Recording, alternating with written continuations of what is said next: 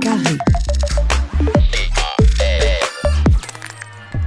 Dans l'esprit de beaucoup de gens, la peau, c'est une enveloppe, point barre. On n'imagine même pas qu'elle se renouvelle toutes les 3 semaines. Alors que c'est un organe très complexe, c'est l'interface entre le nous, enfin le moi, et l'univers extérieur. Je trouve que c'est profondément injuste, que pour le microbiote intestinal et le microbiote cutané, on l'oublie. Or, ce microbiote cutané, d'abord, il est beaucoup plus facile d'accès pour être étudié. Il est là sous notre nez. Bon. On a quand même à peu près 1 million de bactéries par centimètre carré de peau, avec 500 espèces différentes.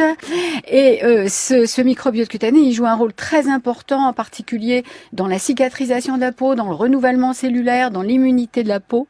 Le microbiote, on a un microbiote qui est vraiment transitoire, c'est-à-dire on aura tout à l'heure le même microbiote parce qu'on a touché à peu près les mêmes choses. Et il y a des bactéries, il y en a partout forcément, très bien. Mais on a un microbiote permanent, résident, qui n'appartient qu'à nous. C'est notre carte d'identité. Absolument, c'est notre carte d'identité, c'est comme une empreinte digitale.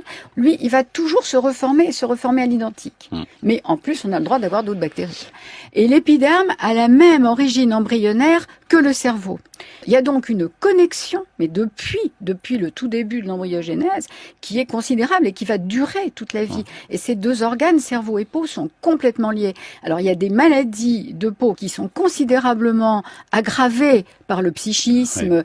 On sait très bien que quelqu'un qui a un psoriasis, s'il a une grosse contrariété, il va faire une poussée du feu de Dieu. Bon. Et là, on a le même lien qu'avec le microbiote intestinal, d'ailleurs, sur ce lien cerveau. Absolument, tout à fait. Justement, la peau a ce côté fascinant parce que c'est un organe qui a ses maladies propres, mais qui reflète les maladies internes.